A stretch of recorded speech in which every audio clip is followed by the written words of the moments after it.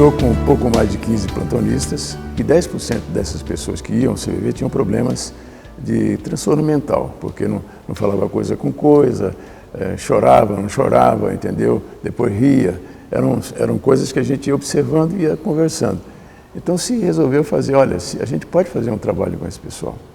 Vamos fazer um trabalho de atendimento confinado. A gente constrói uma casinha, põe lá 10 pessoas, ele fica lá 2 semanas, 15 dias, dentro da casa, como plantonista, sempre atendendo ele a hora que for necessário e tentando desenvolver alguma coisa para ele sair daquela situação que nós nem sabíamos o que era.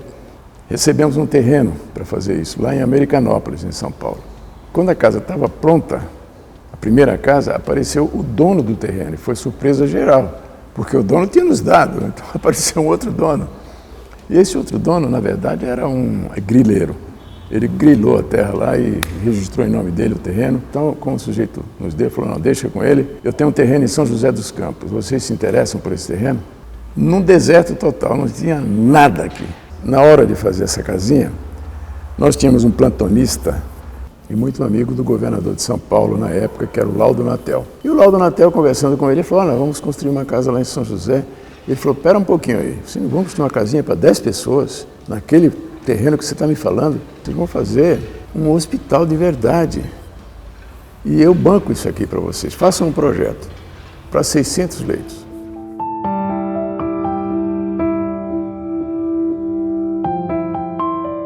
O dinheiro que veio só deu para o alicerce.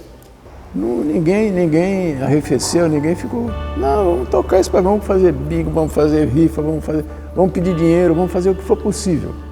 E foi assim que foi feito esse hospital, com muito trabalho, muito suor de todo mundo.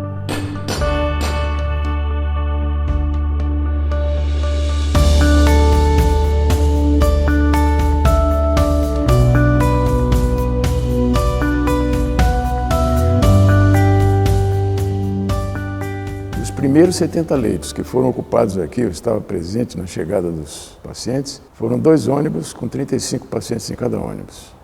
E chegaram, se jogavam no chão, beijavam o chão, porque diziam o seguinte, saímos do inferno e entramos no céu.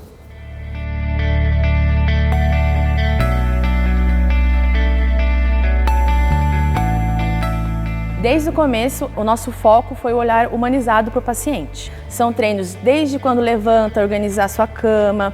A gente tem a nossa oficina de culinária, onde o paciente pode fazendo tanto torta quanto bolo, atividade física. Aqui nós temos também arte-terapia, atividade de teatro, cineterapia, horta. Temos também roda de conversa.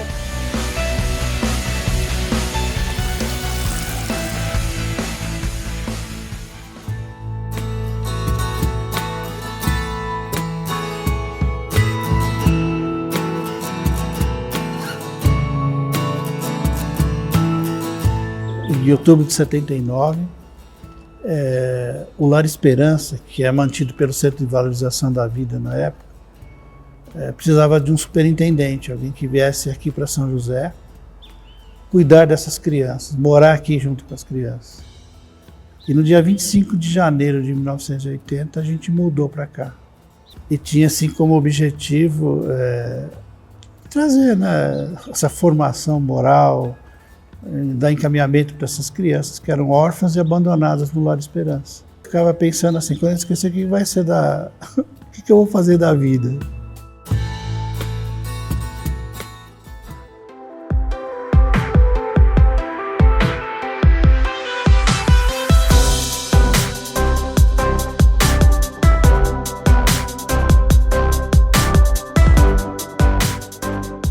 E nesse espaço, que era o Lar Esperança, viria a ser a casa de transição. O que é a casa de transição? Preparar os pacientes internados no Francisca Júlia, moradores, que não precisavam estar internados para ir para uma residência terapêutica.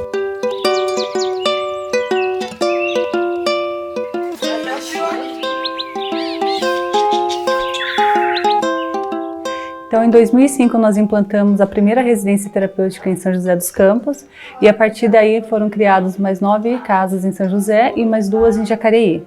Então, atualmente, nós temos 114 moradores nas residências.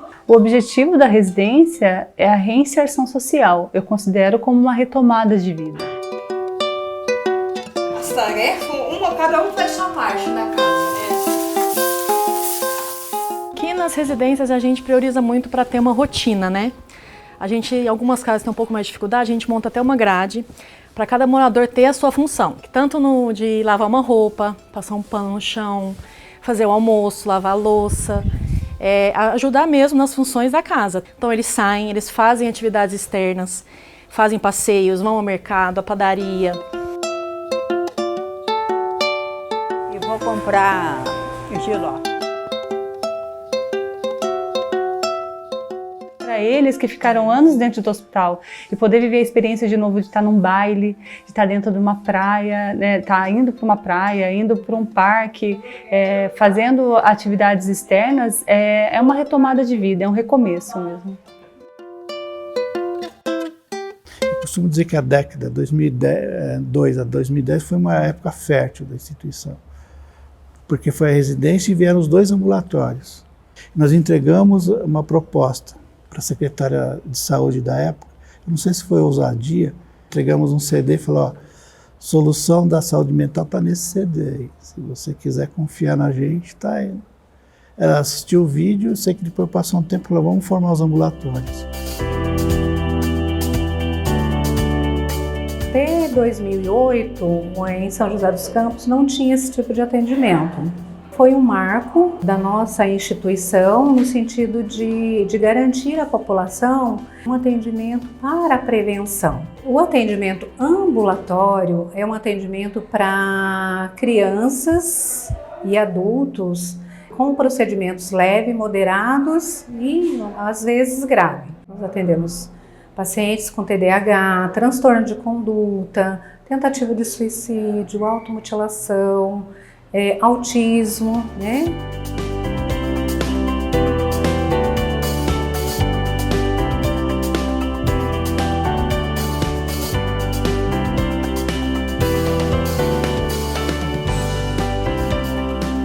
O que o senhor passou desde a última semana? Bem, Nosso hospital conta com 90 leitos para aprendizado, para discussão de casos, e isso é uma coisa rara nos serviços de psiquiatria atualmente. Nós temos várias residências que não dispõem de um hospital psiquiátrico. Os residentes são médicos, então é mesmo médicos em formação, mas são médicos e eles dão toda a atenção a essas famílias, a esses pacientes. Eles têm o interesse de querer saber mais, querer conhecer mais a respeito do paciente, da história de vida. Então isso eles acabam dando mais tempo a colher essas histórias, colher essas informações. E isso é muito importante na formação de diagnóstico, na proposta de um plano terapêutico. Foi um trabalho feito com muita entrega. As questões financeiras sempre a gente teve, né? Tinha nessa época. Eu lembro que a gente fazia campanhas, promoções, tipo festa junina, vivia na porta do Ceasa pedindo doação, daquelas coisas que não conseguiam vender, acabavam doando para Francisca Júlia. Chegava a época da gente fazer conta, o que eu pago aqui? O salário, o imposto ou a alimentação?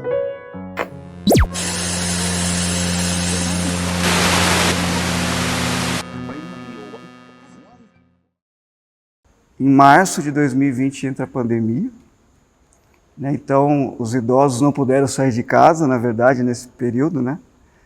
Nesse momento eu acredito que, de uma forma inconsciente, o Daniel já assume ali a direção da Francisca Júlia. O seu Luiz me passa o bastão numa reunião do CN, que para mim foi muito emocionante. Para mim é uma alegria, né? Muito grande de ver ele dirigindo isso. A pandemia foi um momento assim, muito difícil, que a instituição teve que se organizar, e foi nessa época que ele assumiu de verdade. Então eu peguei a instituição nesse momento e veio junto comigo o Dr. Rodrigo, que é um parceirão, um médico, que assumiu a direção da Francisca Júlia nesse momento, e a gente começou a trabalhar juntos. As dificuldades eram inúmeras, assim, desde o início da entrada do paciente. O que nós vamos fazer com esse paciente que vem de fora e vai entrar dentro da instituição. Será que esse paciente não está contaminado? Então, precisamos congelar a equipe de assistência, os pacientes dessa unidade não saíam da unidade e ninguém entrava na unidade até resultados negativos. Nós tínhamos recomendações de não internar mais pacientes, existiam sugestões para fecharmos o serviço e nós optamos por manter o serviço, porque entendíamos que a saúde mental naquele contexto também era importante. A pandemia foi o estupim para muita coisa. Foi o ponto de inflexão que fez com que muitos voltassem os olhos para a saúde mental. E nós acordamos ou lembramos que o antigo sonho dos fundadores dessa instituição era implantar aqui dentro também o processo da escuta, mas não só a escuta empática, mas a escuta como um processo terapêutico.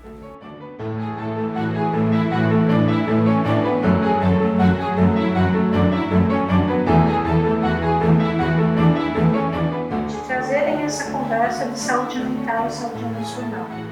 O IEP nada mais é que um Instituto de Ensino e Pesquisas. Ou seja, eu trago o treinamento para os nossos profissionais, eu começo a desenvolver o estudo dentro da Francisca Júlia com o objetivo de embasar alguns conceitos que nós já tínhamos, como por exemplo as práticas integrativas. Será que se a gente der um reiki no paciente, eu consigo reduzir ali talvez o tempo de permanência desse paciente nessa instituição? Será que eu consigo diminuir a medicação do paciente? Então são algumas perguntas que precisam ter respostas. Eu recebi o convite para vir para o Francisca Júlia desenvolver, essa atividade da escuta empática com os colaboradores. E atualmente nós já capacitamos 330 colaboradores. E aí empresas começaram a procurar o CVV numa linguagem de querer montar dentro da sua empresa um ambulatório de saúde mental. Isso aconteceu, está lá operando dentro de uma montadora de automóveis e hoje eles estão pedindo que esse processo se multiplique, porque tudo mudou, né?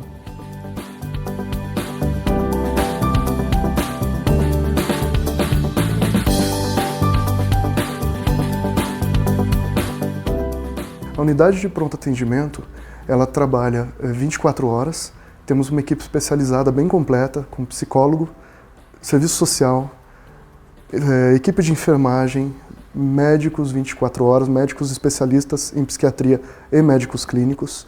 A grande maioria dos atendimentos hoje são pacientes que nos procuram por diagnósticos que envolvem a ansiedade e a depressão. Com esse esforço dessas pessoas, olhando o presente, eu digo que valeu a pena isso tudo. Porque a Francisca Júlia realmente se transformou, se modificou muito. Compensação vem, não é compensação assim de enriquecimento, de satisfação interior, de consciência do dever cumprido, de ter sido útil para os outros. Porque quando a gente é útil para os outros, a gente se sente útil também, se valoriza também. Vocês já ouviram a história que há um terreno que nos foi doado de 7 alqueires e meio. No passado, meio do mato, não era nada. Hoje a cidade está aqui. Então que esse espaço possa se transformar realmente num grande condomínio de serviços, né?